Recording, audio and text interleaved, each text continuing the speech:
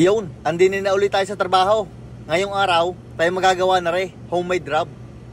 Aringat, kinuha ko na yung mixer bowl at tayo gagawa ng napakadami at napakalupit na rub.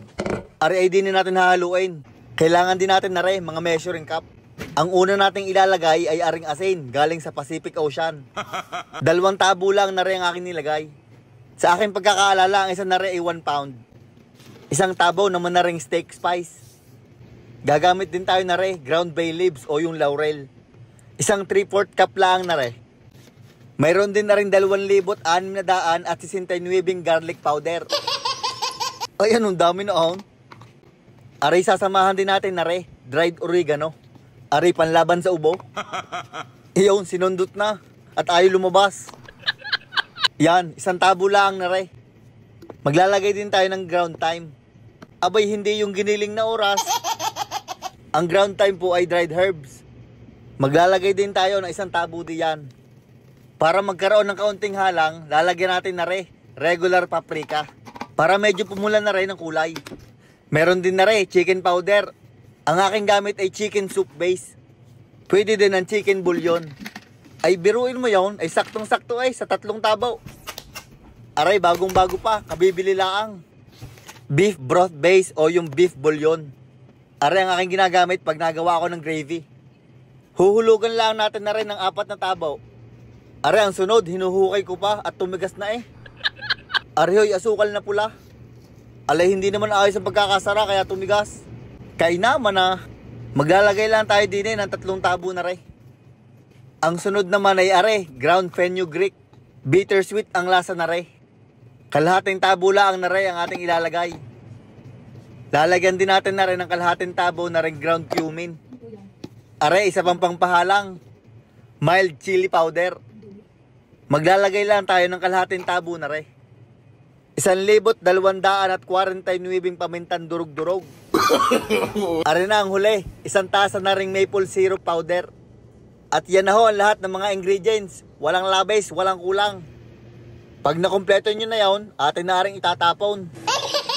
Itatapon natin din sa mixer at hahaluin natin. Ay bagya na natin pala, itatapon lang pala. Iyon, pag napalsak nyo na yung attachment, yun ang paikutin. Number 2 lang at pag napalakas ay ubos iyan. After 5 minutes nga ng paghahalo, akin munang tinigil. Gawa ng i-check ko ang ilalim kung namimix. Ay minsan ay hindi nakahalo ay nai-stuck sa ilalim. At pag naayos na, inyo na uling itaas at tuloy ang ikot. Iyon, di na nag-iiba ng kulay. Ari nga pala ihahaluin natin ng may kalahating oras. Kaya habang hinahalo natin iyon, tayo magre-ready na ng lalagyan. Hinugasan ko na tutuyuin na lang ng paper towel. At para siguradong tuyo, air dry. Makalipas ang humigit kumulang kalahating oras. Aking itinigil na at ayos na.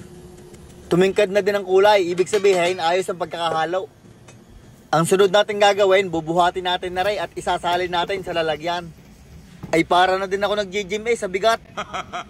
Iyon, na ho ang ating pangmatindihang homemade rub. Pwede sa steak, sa ribs, sa chicken, sa pork, kahit seasoning sa french fries. Wag lang sa katawan ng tao. Ay syempre, hindi pwedeng hindi titimusan.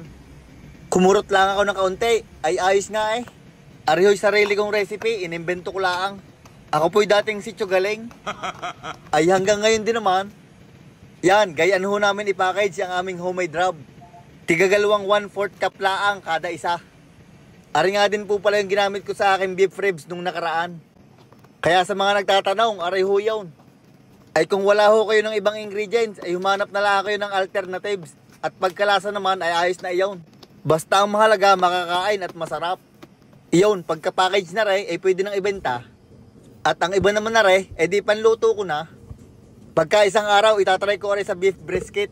Gawa nang ako may project na beef brisket, pangpalaman sa sandwich. Iyon, hanggang din na lang ho, aking Maraming salamat ho sa inyong pagsubaybay. Shout out po kay Carlo Dalangin Espiritu, kay Danica Jane de la Merced, kay Kim Christian Salvador, kay Narhes Musa ng Lebanon, at sa Tolentino and Rocafort family. Salamat po sa inyong suporta.